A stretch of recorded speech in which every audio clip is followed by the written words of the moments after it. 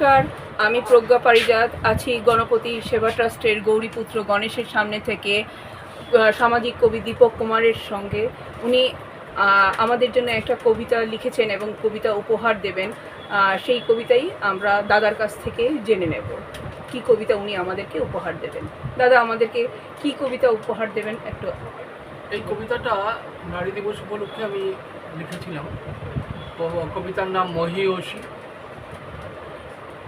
নারী তুমি মহীয়সী, কে বলে নারী তুমি অবলা। নারী তুমি তো অসুর নাশিনী দুর্গা। নারী তুমি কখনো শ্যামা বা কখনো কালী রূপে সংহার করেছো সমাজের অত্যাচার আর অত্যাচারীদের। কখনো তুমি মাতঙ্গিনী হয়ে দেশের স্বাধীনতার জন্য লড়াইয়ের নেতৃত্ব দিয়েছ। কখনো দেশের প্রধানমন্ত্রী হয়ে দেশের সম্মান বিশ্বে প্রতিষ্ঠিত করেছে। কখনো স্নেহশীলা মাতৃরূপা হয়ে ফিরে এসেছো মাদার টেরিজার রূপ ধরে। আরও কত তোমার কর্মকাণ্ড। সঙ্গীতে তুমি সাম্রাজ্ঞী, নৃত্যে তুমি পটীয়সী, কাব্য কবিতায় তুমি মহারানী। নারী তুমি মহীয়সী, নারী তুমিই তো প্রেরণার মধ্যমণি। দাদা, আপনার এটা কেন মনে হলো এইরকমভাবে আপনি লিখবেন? না, নারী শক্তিটা একটা খুবই গুরুত্বপূর্ণ ব্যাপার। নারী শক্তি এবং নারী প্রেরণার যে জায়গাটা, সেটা আমি উপলব্ধি করি সমস্ত নারীর মধ্যে এই শক্তিটা বিরাজ করছে। এবং সমাজের যত অত্যাচার, যত অত্যাচারী, তাদের সংহার করেছে নারীরাই প্রতিবাদে এগিয়ে এসছে। আমরা সন্দেশখালিতে গিয়ে দেখেছিলাম নারী আন্দোলনের আরেক রূপ। নারীরাই সেই আন্দোলনের পুরোধা ছিলেন এবং কীভাবে অত্যাচারীদের শায়েস্তা করতে হয়, কীভাবে অত্যাচারীদের দমন করতে হয়, সেটাও তারা দেখিয়েছেন। তাই নারী শক্তিকে আমি ভীষণভাবে সম্মান করি এবং নারীদের আমি ভীষণভাবে শ্রদ্ধা করি।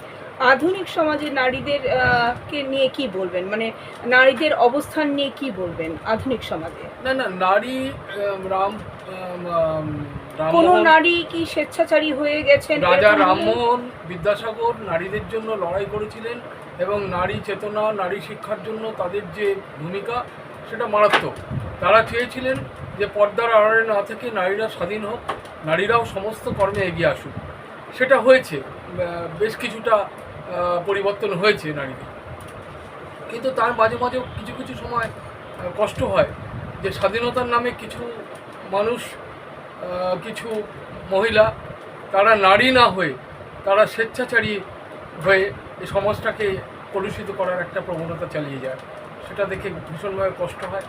আমরা মহিলাদের নারী হিসেবেই দেখতে চাই। ভারতবর্ষের নারী, তাদের যে একটা সুন্দর রূপ, তাদের যে সহনশীলতা, তাদের যে শালীনতাবোধ, এগুলো বজায় থাকুক, এটা আমরা চাই। হ্যাঁ, আমি আপনার সঙ্গে সহমত পোষণ করি। এই নারীদের জন্য যেমন একটা সংসার সুখের হতে পারে এবং কর্মজীবনও যেমন সুখের হতে পারে, ঠিক তেমনি অসুখেরও হয়ে যেতে পারে এই সংসার জীবন, এবং মৃত্যু পর্যন্ত গড়িয়ে যেতে পারে একটা নারীর কারণে অন্য নারীর এবং সংসার জীবনে। এ কথা সত্য, যেটা আমরা এখন সমাজ ব্যবস্থায় দেখতে পাচ্ছি যে নারীরা যখনই গৃহবধূ হয়ে আসছেন বা আসার আগে ওনারা যেরকম ব্যবহার বা আচার আচরণ করছেন, তাতে দেখা যাচ্ছে যে মানে সংসার নষ্ট হওয়ার দিকে যাচ্ছে, মানে ক্রিয়েটিভ হওয়ার থেকেও যাওয়ার দিকে যাচ্ছে। সেটা আমাদেরকে রুখতে হবে, এই জিনিসটা সত্যি কথা রুখতে হবে।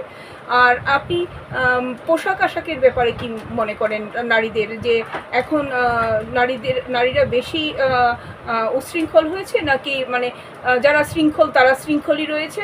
কি মনে করেন পোশাক আশাকের ব্যাপারে বেশি আধুনিক? না, আসলে আধুনিক নয়। না, আধুনিকতাটা তো পরিবর্তনের সাথে সাথে আধুনিকতা আসবে, এটাই স্বাভাবিক।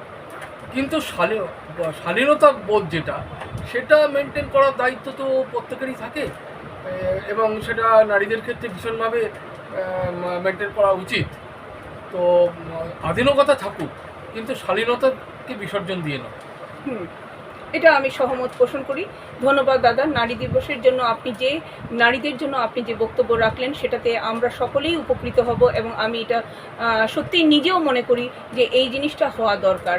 স্বাধীনতা মানে উশৃঙ্খলতা নয়, স্বাধীনতা মানে স্বেচ্ছাচারিতা নয়, স্বাধীনতা মানে বা আধুনিকতা মানে যে কোনো ধরনের পোশাক পরে মানুষের সামনে যাওয়া, মানুষকে উস্কানো, সেটা নয়। এটা আমিও মনে করি। ধন্যবাদ দাদা। নমস্কার।